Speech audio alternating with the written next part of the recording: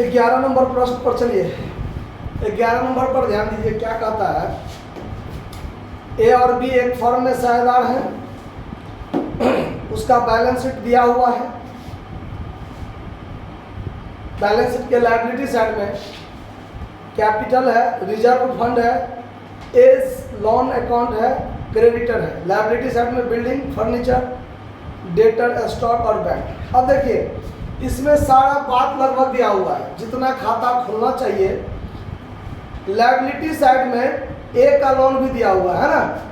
हम आपको पहले ही बताए थे कि पार्टनर्स लोन अकाउंट को भी छोड़ दिया जाता है, उसका अलग से खाता खुलता है, उसका अलग से खाता खुलता है। तो इसमें सबसे पहले रियलाइजेशन अकाउंट जो बनेगा उसमें आप टू सन्ड्री एसेट्स लिख लीजिए और बाय सन्ड्री लायबिलिटीज लिख लीजिए, उसके बाद फिर आगे काम देखते हैं।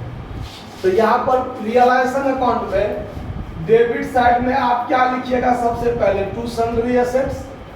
जिस सन्ड्री एसेट्स में देखिए बिल्डिंग है 1,20,000,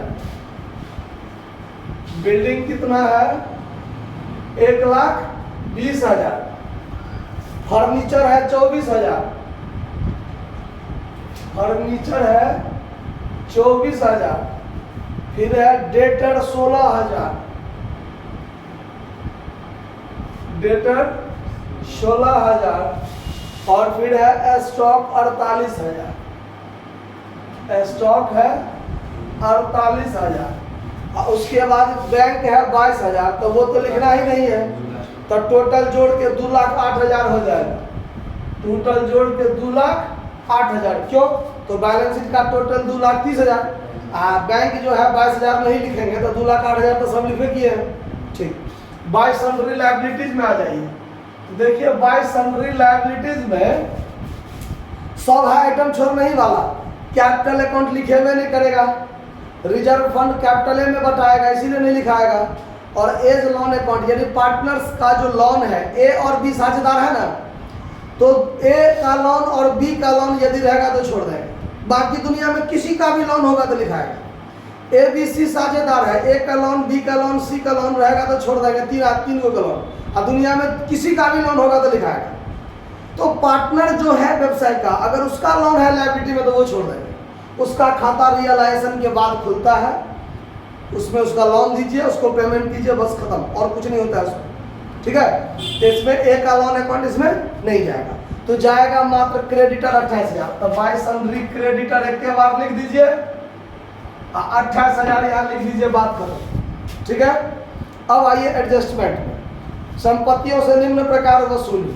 तो जिस संपत्ति से रुपया वसूल होता है उसके लिए हम लोग बाय बैंक अकाउंट AR लिखते हैं। AR मतलब एसेट्स रियलाइज्ड। बिल्डिंग से 1,02,000, बिल्डिंग से 1,02,000, स्टॉक से 44,000, स्टॉक से 44,000, उसके बाद डेटर से 15,000, डेटर से 15,000, ये तीनों संपत्ति से वसूली हुआ है। बी ने फर्नीचर को 18,000 में लिया, तो बाय बीज कैपिटल अकाउंट कॉस्ट में लिख दीजिए फर्नीचर टेकन, कितना रुपया, कितना में लिया है, 18,000 में लिया है। ठीक है, अब चलिए उसके बाद ए ने अपने ऋण के भुगतान के पूर्ण भुगतान में 5,000 लेने के लिए तैयार हुआ है। बात पर यहां भी ध्यान दीजिए, हमारा जो पार्टनर्स का लोन था वो पार्टनर्स लोन कितना था, 6,000। पार्टनर्स लोन कितना था, 6,000, और वो साझेदार 5,000 में बात मान गए, तो वो भी मेरा, वो व्यवसाय का तो कर्जा ही है, उसको भुगतान किया 5,000 में, वो था 6,000 का, लेकिन मान गया कितना में, 5,000 में मान गया। तो 1,000 रुपया तो वसूली पर हमको फायदा हो गया ना, है? तो सिर्फ वो 1,000 रुपया आप इस साइड में लिख दीजिए, by as loan account cost में रियलाइज प्रॉफिट ऑन रियलाइजेशन एक तरह से समझिए, प्रॉफिट ऑन रियलाइजेशन 1000 रुपया आप यहाँ लिख दीजिए। जब इसका खाता आप यहाँ खोलिएगा, देखिए एज लॉन अकाउंट,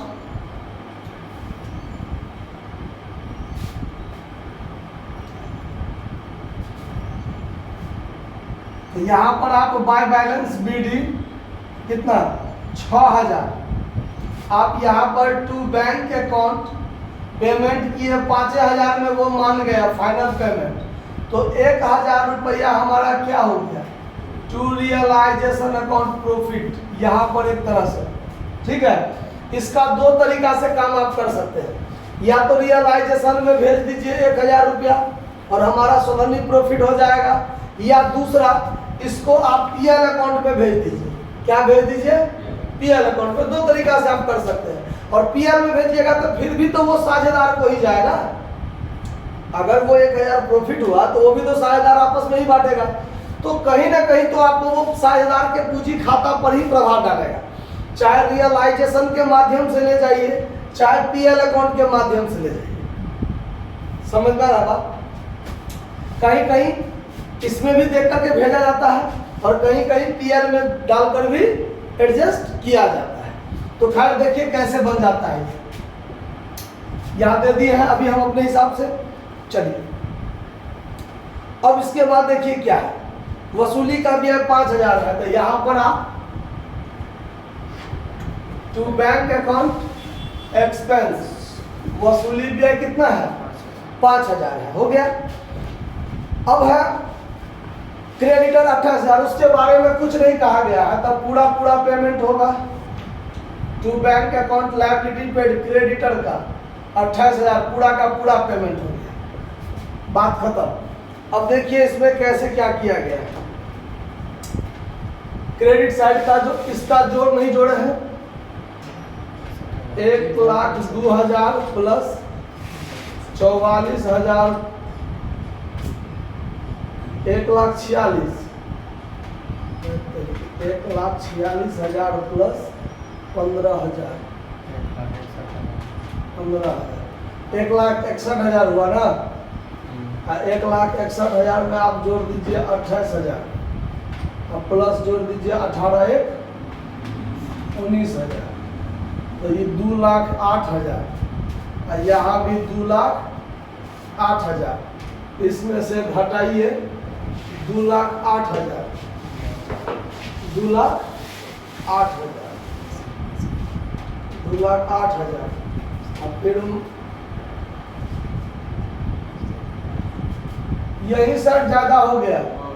हम भी तो सोचे कि जीरो कैसे हो गया, यही साइड ज्यादा हो गया, तो ये हो गया आपको 2,08,000 33, तो 33 8 41,000 ना, 2,41,000 2,41,000, तो 2,41,000 में से 2,08,000 इधर हुआ था, तो इधर हो गया कितना 33,000। तो by all partners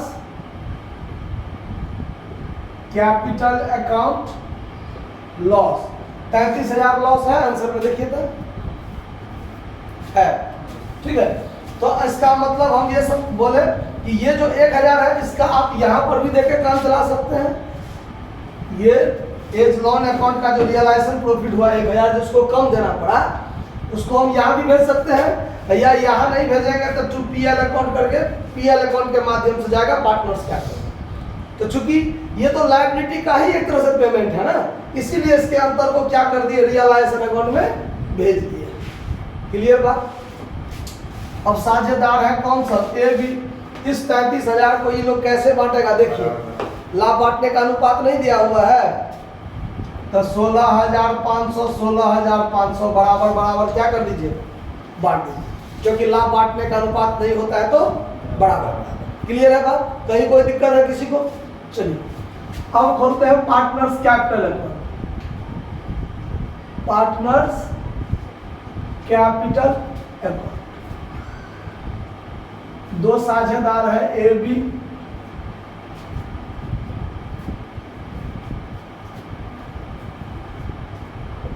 particular A B particular A B, सबसे पहले क्या कर देंगे, बाय बैलेंस बीडी। देखिए इसका बाय बैलेंस बीडी कितना कितना है, 1,80,000, 1,80,000। अब देखिए यहाँ पर बाय बीज कैपिटल है और कहीं नहीं है, तो क्रेडिट में है तो डेबिट में लिखेंगे। To realisation account assets taken, कितना में लिया है, ए नहीं बी लिया है, 18,000 में लिया है, ए नहीं लिया है खाली। ये एज लोन है तो इसका चर्चा इसमें गया है, उसमें नहीं जाएगा, ठीक है। रियलाइजेशन में लॉस है तो यहाँ पर लिख दीजिए टू रियलाइजेशन अकाउंट लॉस 16,500, इसको भी 16,500। बैलेंस शीट में भी एक आइटम है बांटने वाला आइटम, देखिएगा क्या है, रिजर्व फंड है 16,000, तो यहाँ पर लिख दीजिए बाय रिजर्व फंड, तो 8,000 ई भी लेगा और 8,000 ई भी लेगा, बात खत्म। और तो कोई भी आइटम नहीं है बांटने वाला आइटम, हो गया खत्म। ये हो गया 1,08,000, ये भी हो गया 1,08,000, ये 88,000, ये भी 88,000। इसमें से घटा के जो होगा टू बैंक अकाउंट क्या कर दीजिए यहाँ पर, फाइनल पेमेंट। समझ में आ रहा है बात कि दिमाग से निकल जा रहा है। 1,08,000 में से घटाइए 16,500,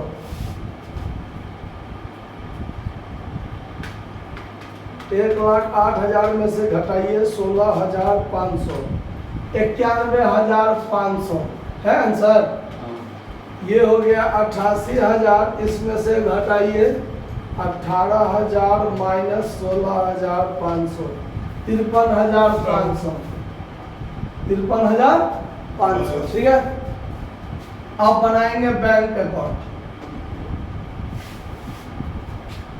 बैंक अकाउंट जब बनाइएगा डेबिट क्रेडिट, सबसे पहले क्या लिखेंगे, टू बैलेंस बीडी, जो 22,000 रुपये हम लोग बैलेंस शीट में क्या कर दिए थे, छोड़ दिए थे।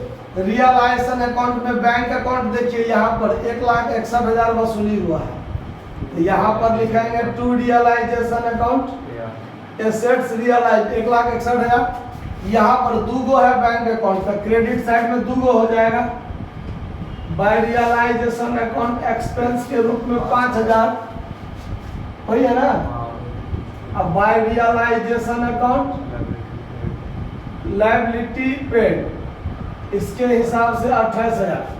फिर यहाँ पर फाइनल पेमेंट है क्रेडिट साइड में by partners capital account final payment,